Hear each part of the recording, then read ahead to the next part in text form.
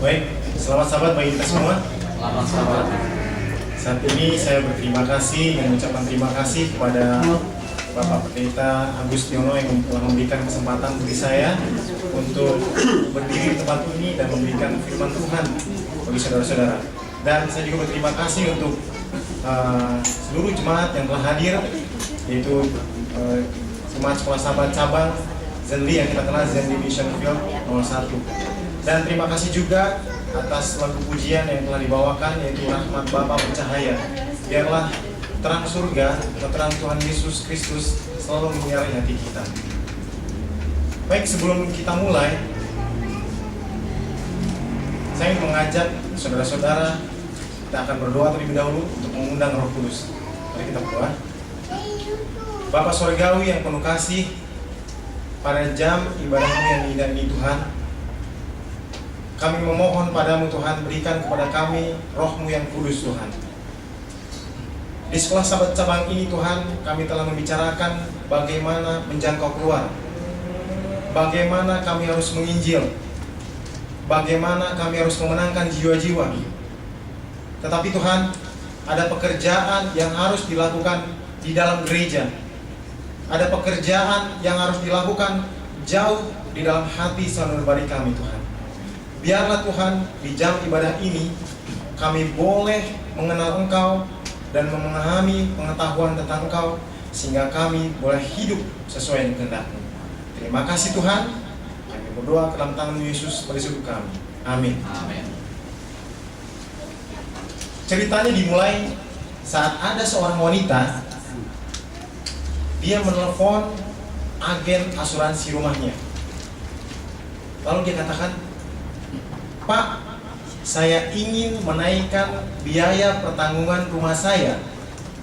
Lalu agen asuransi menjawab, Bu, ada beberapa dokumen yang harus diisi dan mari kita laksanakan.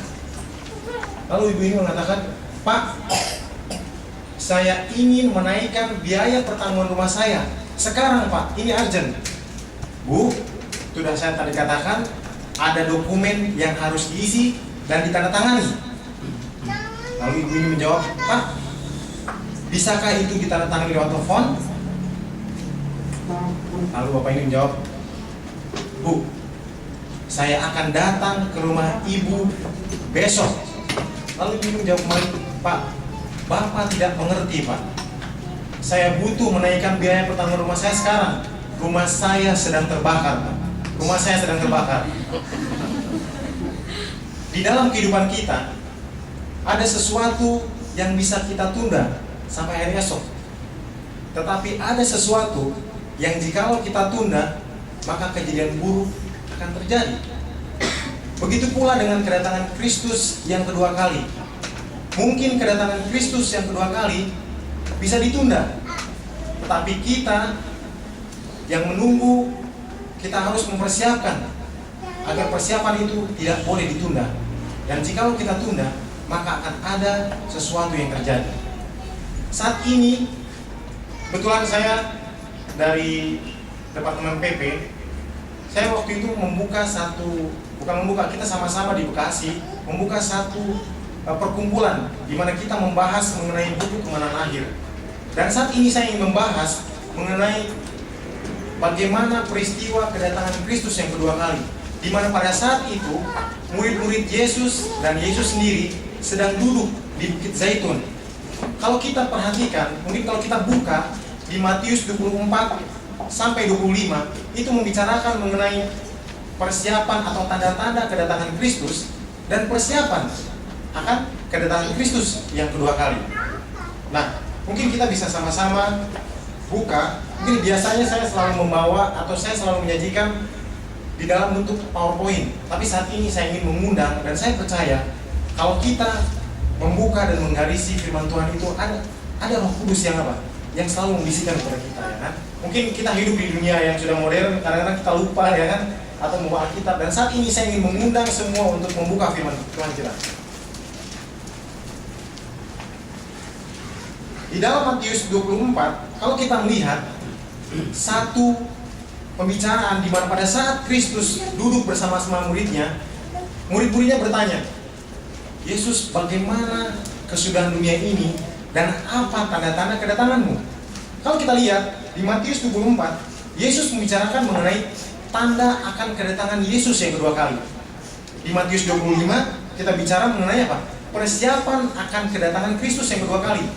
Di Matius 24 kita bicara mengenai apa yang akan terjadi di dunia. Di Matius 25 Yesus berkata apa yang akan terjadi di dalam gereja. Di Matius 24 Yesus berkata apa yang terjadi di luar sana. Di Matius 25 Yesus katakan apa yang terjadi di dalam sini. Setelah Yesus memberikan amaran mengenai bahwa akan ada terjadi kabar perang, terus ada bala kelaparan dan akan ada terjadi kesusahan, di situ Yesus langsung masuk ke dalam Matius 24 ayat 42. Mungkin tadi kalau kita lihat di dalam ayat inti kita dikatakan, karena itu berjaga-jagalah, sebab kamu tidak tahu pada hari mana Tuhanmu datang. Jadi setelah Yesus membicarakan bagaimana apa yang terjadi di luar sana, apa yang akan terjadi di dunia kita ini, Yesus memberikan satu amaran di mana ini hubungan antara Matius 24. Setelah diamarkan semuanya, dikatakan berjaga-jagalah. Nah, lalu kalau kita lihat di dalam Matius 25, di sana dikatakan di dalam di buku Matius ada 21 perumpamaan. Dan diantaranya ada 14 mengenai kerajaan Allah. Jadi saudara, kalau misalnya kita lihat ada satu perumpamaan mengenai kerajaan Allah, Yesus sedang menunjuk kepada jemaat atau gerejanya.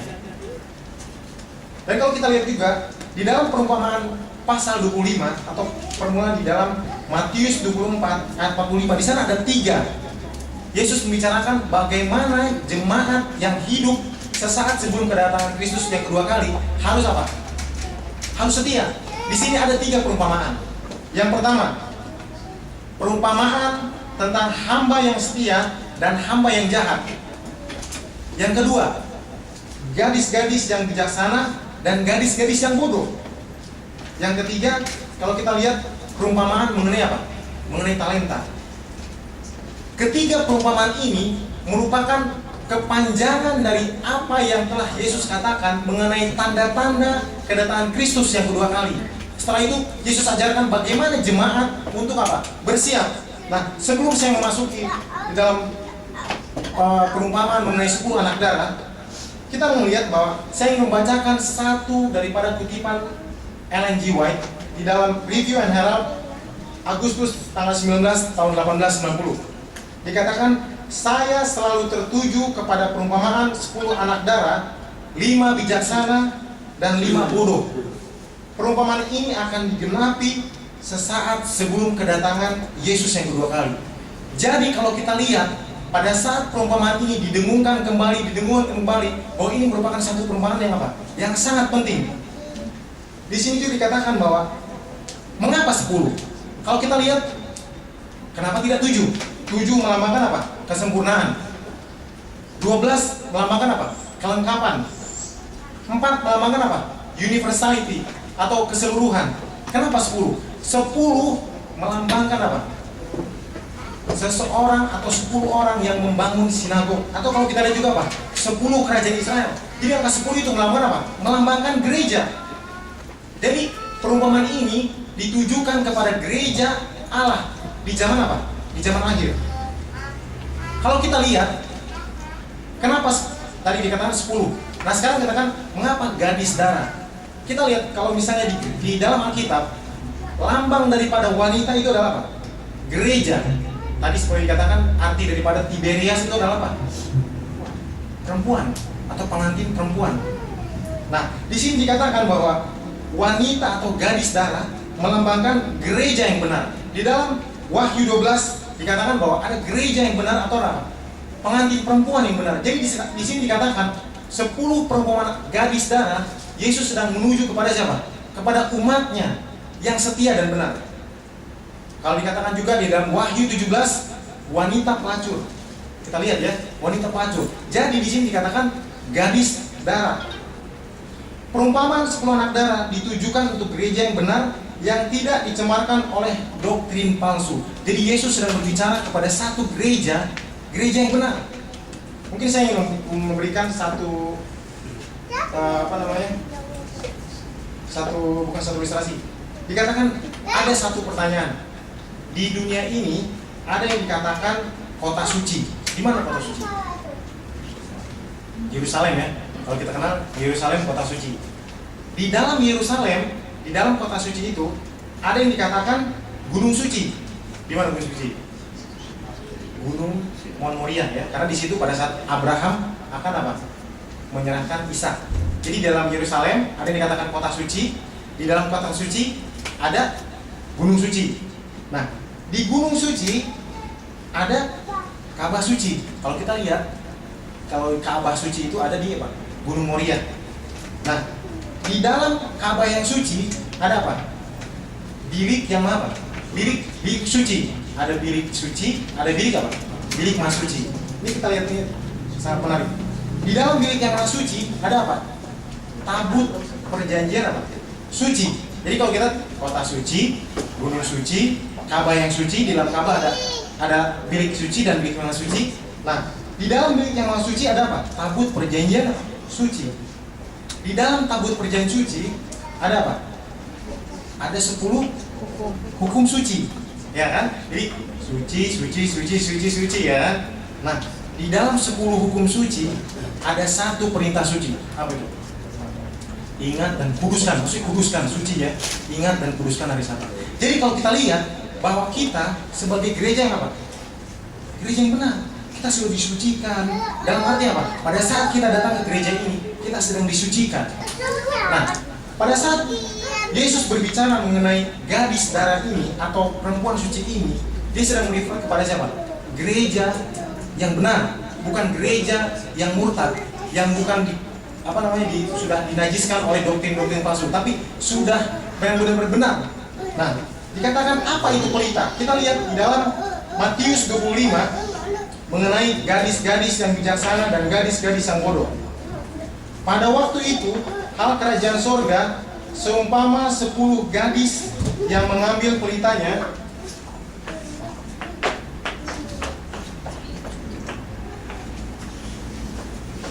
Mungkin ada iklan sebentar ya. Baik, pada waktu itu hal kerajaan surga seumpama 10 gadis yang mengambil pelitanya dan pergi menyongsong mempelai laki-laki. Kalau kita belajar mengenai pernikahan, tadi kebetulan kita di sekolah sahabat mengenai kasih dan disinggung mengenai pernikahan. Nah, saya bawa ada satu buku di sini, perumpamaan Tuhan Yesus ya. Di sini saya akan baca bahwa di banyak bagian bumi belahan timur, jadi pada saat itu perayaan kawin diadakan waktu petang, jadi tidak diadakan pada waktu pagi. Jadi kalau misalnya di budaya sana itu pada malam hari diadakan, dan itu bisa berlanjut berminggu sampai seminggu, ya kan? Nah, di sini kalau kita lihat 5 diantaranya bodoh dan 5 bijaksana. Gadis-gadis yang bodoh itu membawa pelitanya. Apa pelita? Kalau kita lihat di dalam Mazmur 119 ayat 105 dikatakan apa? Firman-Mu adalah pelita bagiku dan apa? Terang bagi apa? Jalanku. Jadi kalau kita lihat di sini, pelita itu melambangkan apa? Firman Tuhan, ya kan? Oke. Pelita maknanya adalah kita tidak bisa mematikan pelita itu. Jadi kadang-kadang kalau kita lihat, bisa nggak sih pelita itu kita matikan sebentar? Oh, yaudahlah kita matikan dulu sebentar. Kalau misalnya pelita itu dimatikan, pasti apa? 10 anak darah itu nggak akan kehabisan minyak, benar?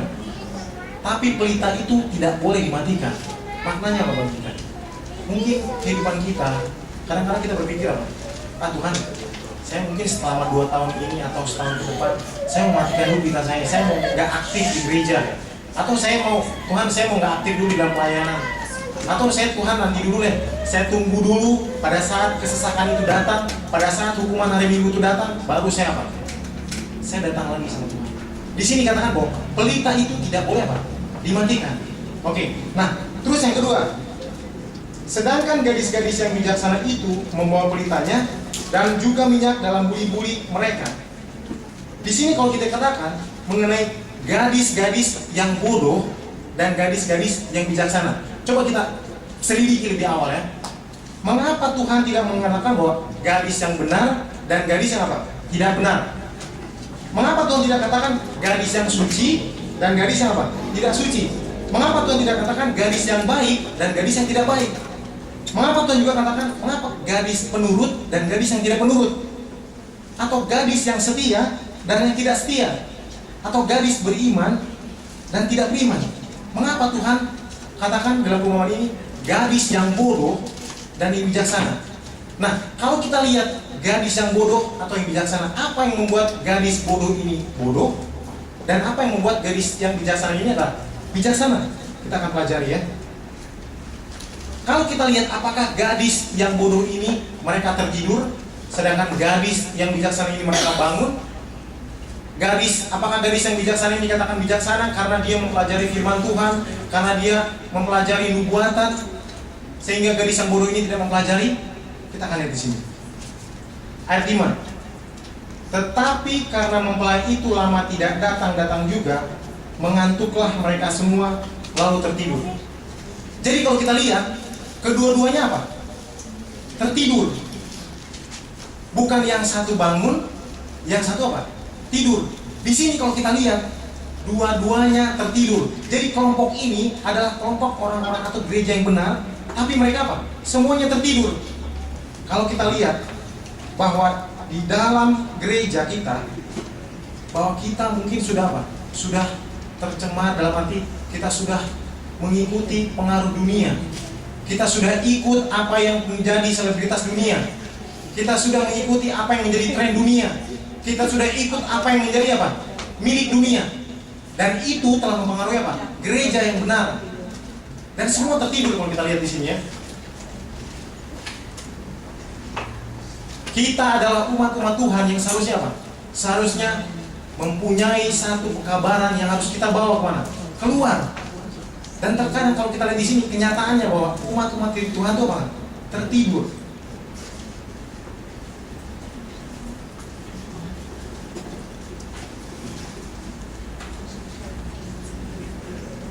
Baik.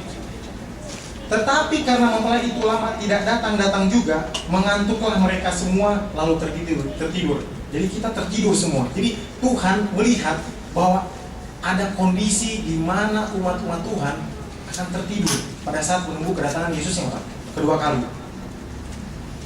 Waktu tengah malam terdengarlah suara orang berseru, "Mempelai datang, songsonglah dia."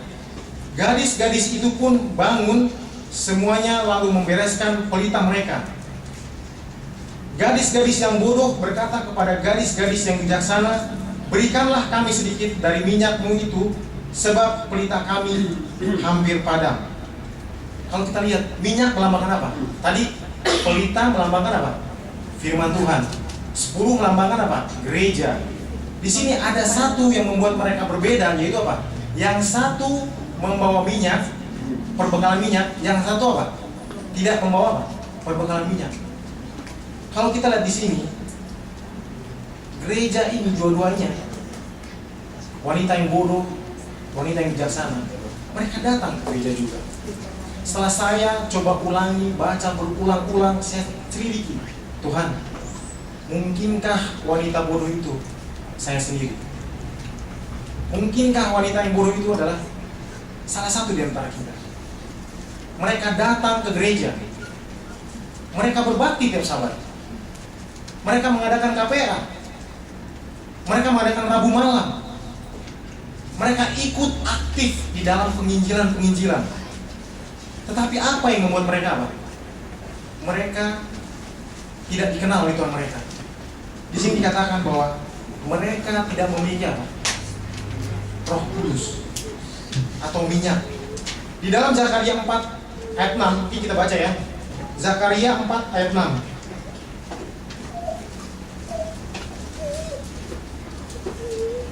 Zakaria 4 ayat 6. Maka berbicaralah ia, katanya, inilah firman Tuhan kepada Zerubabel, bunyinya, bukan dengan keperkasaan dan bukan dengan kekuatan, melainkan dengan rohku, firman Tuhan semata alam. Jadi kalau kita lihat di sini, banyak orang berkata apa? Minyak itu apa? Roh Kudus. Tapi kalau kita lihat di dalam perjanjian lama, minyak melambangkan apa? Kalau raja akan dirapi pakai apa? Minyak. Jadi itu merupakan satu apa? Komitmen juga. komitmen di mana dia menyerahkan seluruh hidupnya untuk pekerjaan apa? Pekerjaan Tuhan. Dan kalau kita lihat di Perjanjian Baru, minyak melambangkan apa? Kalau kita lihat pada saat Yesus memberikan satu perumpamaan mengenai orang yang disiksa itu jalan, ya kan? Ada orang Lewi lewat, terus dia apa? Disembuhkan oleh minyak juga, dibalur oleh minyak. Minyak melambangkan kesembuhan juga, ya kan? Jadi kalau kita lihat, minyak itu adalah Roh Kudus yang apa? Menginspirasikan kehidupan kita, sehingga apa? Kita berkomitmen dalam kehidupan kita. Mungkin kita berpikir dengan seksama bahwa kita, kalau kita lihat di sini berkatakan bahwa gadis-gadis yang bodoh berkata kepada gadis-gadis yang bijaksana, berikanlah kami sedikit dari minyakmu itu, sebab pelita kami hampir padam.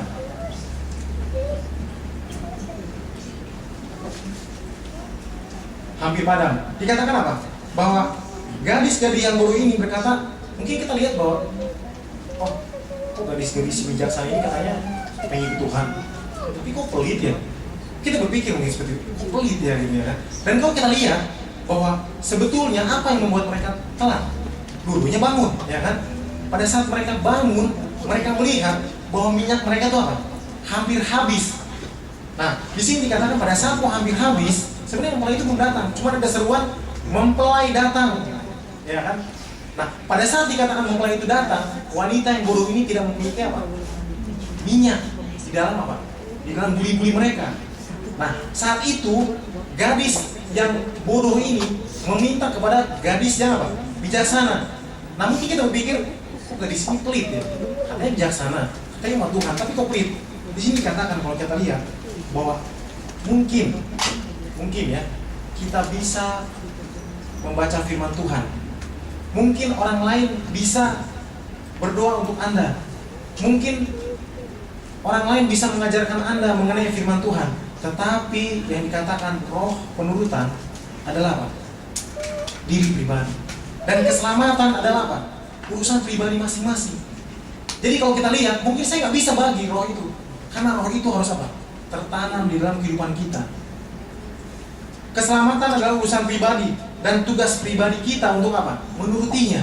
Di dalam kehidupan kita, mungkin orang lain oke. Kadang-kadang kalau saya berbicara dengan istri saya juga, katakan ada di maksudnya anak-anak muda, Ron, saya tuh lebih senang mendengar firman Tuhan gitu, daripada baca. Kayaknya lebih enak dengar dari orang gitu ya. Kayaknya lebih apa namanya?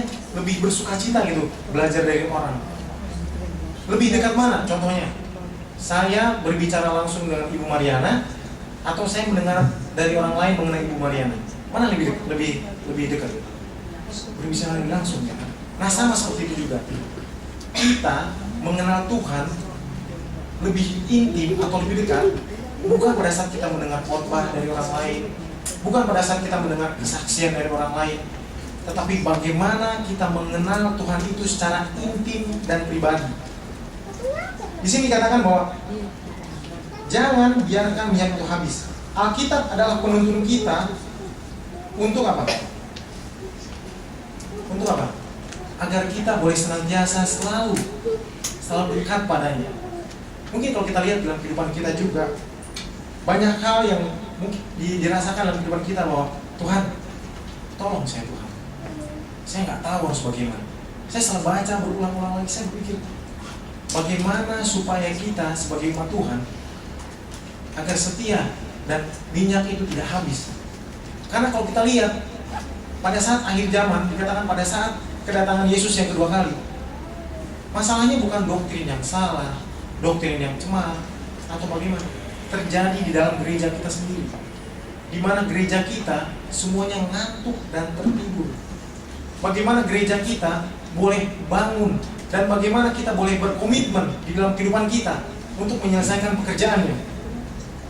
Di sini saya ingin memberikan satu ilustrasi, di mana saya waktu itu pernah membaca satu buku mengenai buku fiksi lah ya, dikatakan mengenai bagaimana rencana setan untuk menghancurkan dunia ini. Lalu penghulu setan ini berkata, oke, jadi ada segerombolan setan, maksudnya malaikat setan dikatakan, oke, ada ide nggak bagaimana caranya menghancurkan umat manusia? Setan yang pertama berkata, Bagaimana kalau kita katakan kepada mereka tidak ada Allah? Lalu Ibu Simon ini katakan, bagaimana mungkin kamu bisa meyakinkan semua orang tidak ada Allah? Kalau kita lihat di dunia ada ciptaan, ada gunung-gunung, ada semua hal. Jadi nggak mungkin kalau misalnya kita mau menipu semua orang, nggak mungkin. Karena apa? Mereka akan percaya juga sebagian bahwa akan ada Allah. Oke, yang kedua, ide yang kedua dikatakan, bagaimana kalau kita katakan kepada orang-orang itu tidak ada kebenaran? Wah, nggak mungkin dong. Kalau kamu katakan tidak ada kebenaran, ada ilmu pengetahuan, ada ilmu sains, ada ilmu ini, itu kebenaran juga katanya. Jadi nggak bisa, mungkin kamu bisa menipu sedikit orang, tapi nggak bisa menipu semuanya. Lalu malaikat setan yang terakhir katakan, bagaimana kalau kita katakan kepada mereka tidak usah buru-buru, waktunya masih panjang, tidak usah buru-buru. Di dalam kehidupan kita, terkadang kita diajar untuk apa? Hidup ini masih panjang, hidup ini masih hidup 100 tahun lagi, mungkin ada nyanyian, kita masih hidup 100 tahun lagi. Tapi Yesus katakan bahwa kita hidup di penghujung daripada kedatangan Kristus yang kedua kali. Kita akan melihat bagaimana usaha setan akan lebih gencar. Saya sering nonton bola, jadi pada saat saya lihat misalnya ada grup A dan grup B. Pada saat grup A ini kalah 1-0, kita melihat bahwa grup B ini bukannya lebih santai. Strategi dari pelatih ini makin apa? Makin gencar. Dikatakan apa? Serang terus katanya kan. Dan efek daripada penyerangan itu makin gencar, dan makin gencar. Kita jangan lupa, hanya orang yang membawa bola yang akan di-tackle. Jadi kalau kita tidak membawa bola, kita tidak akan direbut. Bagaimana dalam kehidupan kita juga, kita bisa apa? Membawa bola. Kita membawa firman Tuhan itu, kita membawa terang itu. Kalau kita tidak membawa terang kepada orang-orang, kita ya apa yang menjadi alasan katanya bahwa di dalam kehidupan kita apa? Kita masih seperti ini aja. Jadi kalau kita baca mengenai buku Kemenangan Akhir jilid 1 dan jilid 2, di sana dikatakan bahwa mengapa Yesus tidak datang juga. Tapi sebelum saya melanjutkan pembicaraan saya ingin mengundang saudari Gabriela Panjaitan dan Gerald Panjaitan untuk membawakan lagu spesial. Yang persilakan.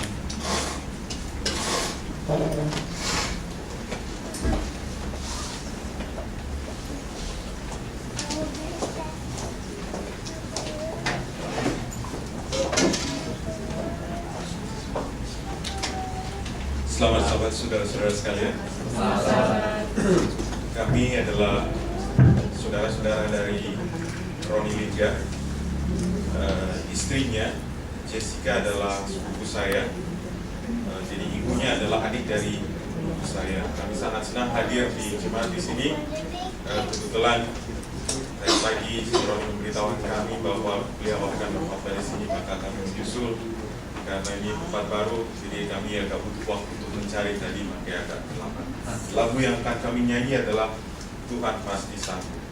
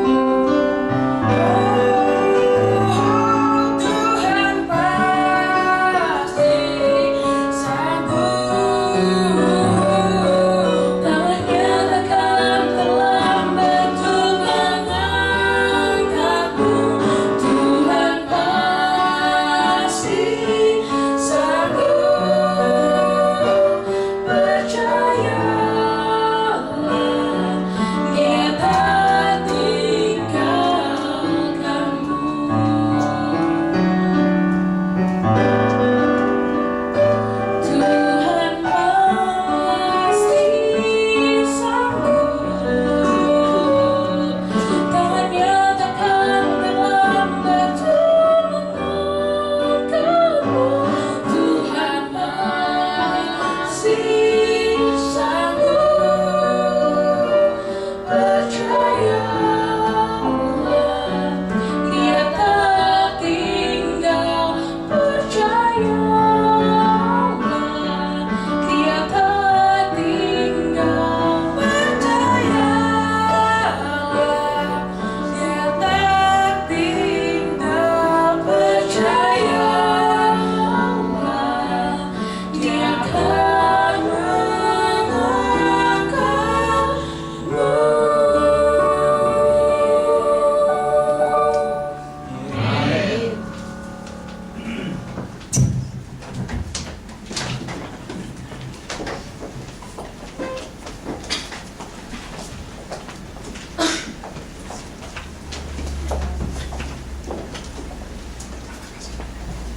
Baik, Tuhan pasti sanggup. Lagu yang indah di mana di saat kita merasakan bahwa kita sangat lelah. Melalui nyanyian tadi dikatakan bahwa apa? Tuhan pasti sanggup. Kita sebagai umat-umat Tuhan yang hidup di dalam kehadiran di saat sebelum kedatangan yang kedua kali, kita merasa lelah. Ada seseorang yang waktu itu pernah saya berdiskusi. Saya katakan, Ron, kamu percaya Ron emang Yesus akan datang? Terus saya katakan, kenapa Ron? Kamu tuh kalau misalnya anak kamu tuh cuma satu katanya. Saya selalu katakan ke orang lain, karena saya yakin bahwa Yesus akan datang di zaman saya. Mungkin beberapa orang katakan, aduh Ron, dari zaman dulu Ron, waktu saya kecil, waktu saya belum, nenek saya udah katakan apa? Yesus akan datang. Tapi sampai sekarang saya Ron udah gede, Yesus belum datang juga ya kan? Dan saat itu saya merasakan apa? Betul juga ya. Apakah Yesus lupa Dia mau datang ke dunia ini? Atau dikatakan, oh iya ya, saya lupa harusnya tanggal sekian Dia datang, tapi Dia lupa datang ke dunia ini. Dikatakan di sini ada satu ayat di mana kalau kita buka, apa yang menjadi alasan mengapa Yesus tidak datang? Kita sama-sama buka di dalam Wahyu 7 ayat 1 sampai 3. Wahyu 7 ayat 1 sampai 3 sampai 4. Kemudian daripada itu aku melihat 4 malaikat berdiri pada keempat penjuru bumi, dan mereka menahan keempat angin bumi, supaya jangan ada angin bertiup di darat, atau di laut, atau di pohon-pohon. Ayat 2. Dan aku melihat seorang malaikat lain muncul dari tempat matahari terbit. Ia membawa materai Allah yang hidup, dan ia berseru dengan suara nyaring kepada keempat malaikat yang ditugaskan untuk merusakkan bumi dan laut.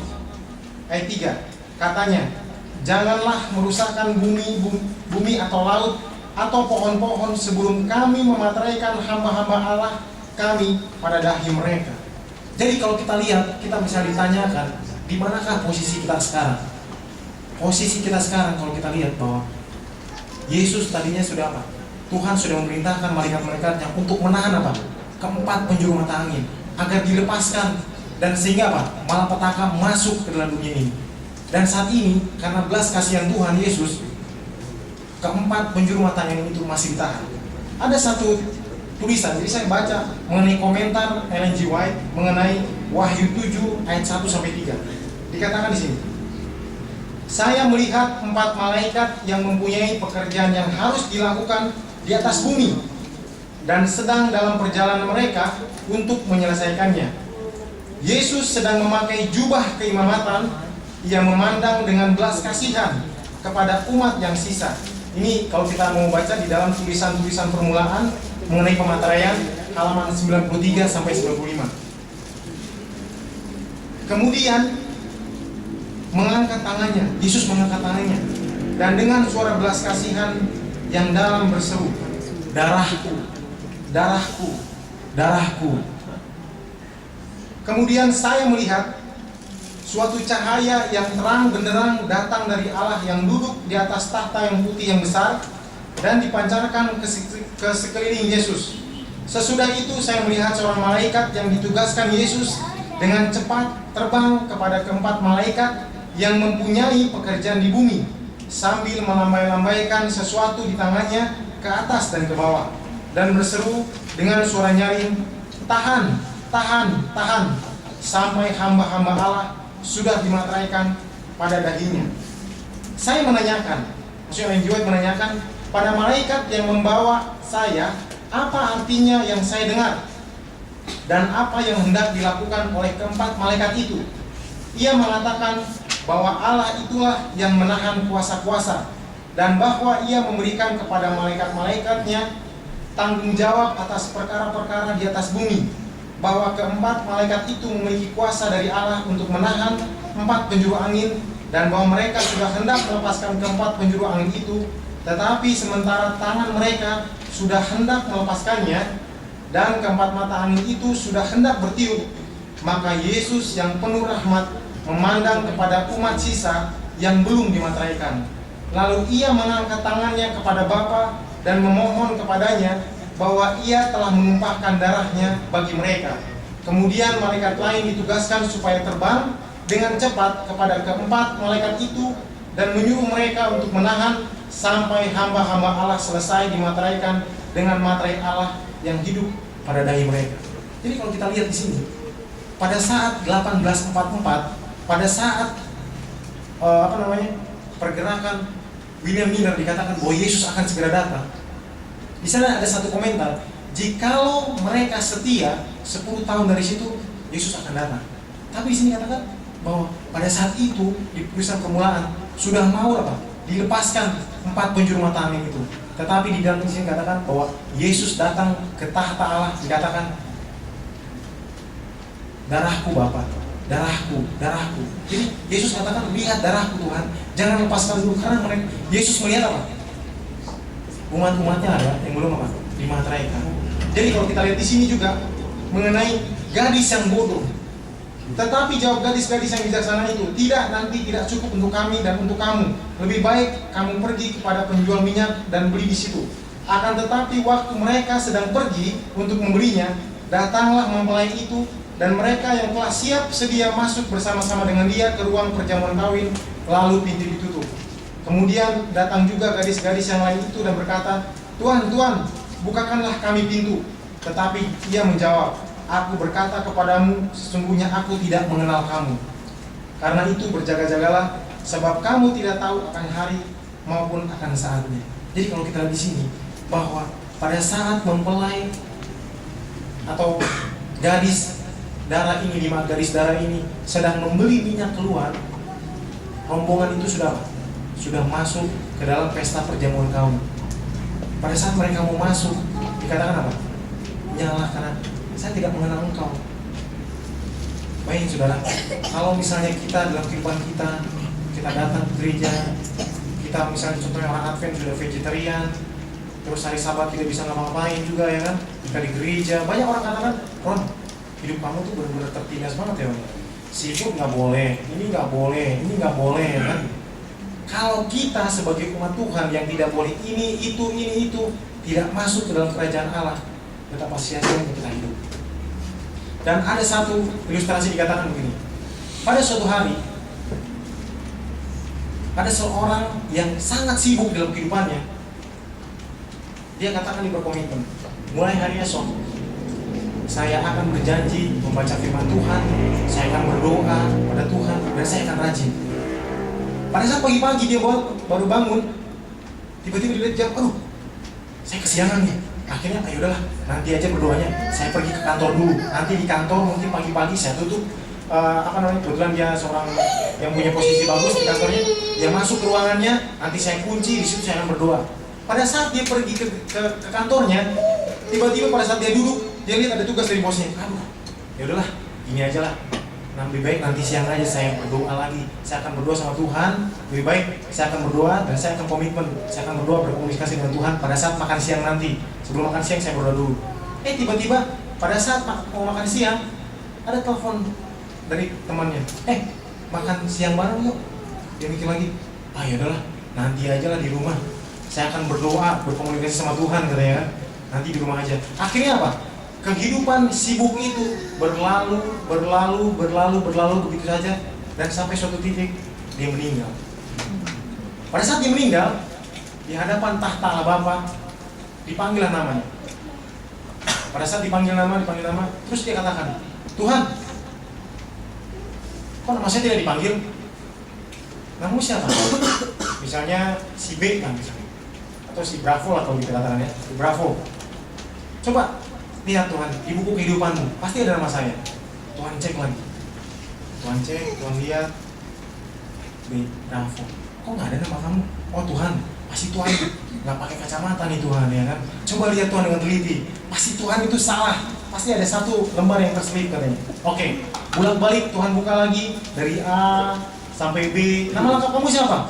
Bravo. Bravo Nenggolan kata misalnya orang Batak ya kan. Bravo Nenggolan katanya. Dia cek lagi namanya, kok tidak ada juga. Terus setelah Tuhan bolak-balik baca, Tuhan bilang gini, oh iya, pernah suatu kali saya ingin tulis namamu di buku kehidupan, tapi saya sibuk. Jadi saya lupa untuk nulis nama. Kalau kita sibuk untuk memprioritaskan Tuhan dalam kehidupan kita, Tuhan sibuk mau nulis namanya. Jadi kalau kita lihat di sini, jangan biarkan apa? Kesibukan kita, jangan biarkan apa? Aktivitas kita sehari-hari melupakan apa? Prioritas kita bahwa kita harus datang pada siapa? Pada Tuhan. Di saat ini saya ingin mengajak semua agar kita boleh merenungkan. Biarlah jikalau saat ini kita masuk dalam gereja ini dan pada saat kita mendengar firman Tuhan ini, kita mungkin menjadi bagian wanita yang bodoh. Tapi biar pada saat kita sudah mendengar firman ini, kita boleh berubah menjadi wanita yang bijaksana. Biarlah kita dalam kehidupan kita boleh selalu mempelajari apa? Alkitab. Karena Alkitab itu adalah firman Tuhan atau penuntun hidup kita. Jarang membaca Alkitab penuntun. Jarang membaca Alkitab berarti apa? Tidak ada tuntunan. Kalau tidak ada tuntunan berarti tidak apa? Tidak, kita akan tersesat. Jadi biarlah dalam kehidupan kita sehari-hari kita boleh memperutamakan Tuhan supaya pada saat apa? Tuhan berkata, mungkin saya sering bawakan bahwa kamu kenal Tuhan? Kenal. Kamu kenal SBY? Kenal. Tapi pertanyaannya apa? Apakah SBY kenal kita? Apakah Tuhan kenal kita? Mungkin kita kenal Tuhan. Apakah Tuhan sudah mengenal kita? Jadi biarlah dalam kehidupan kita, di dalam kehidupan kita sehari-hari, kita boleh mengutamakan Tuhan dan kasih Yesus boleh hadir dalam keluarga kita dan Yesus lekas datang. Amin. Amin.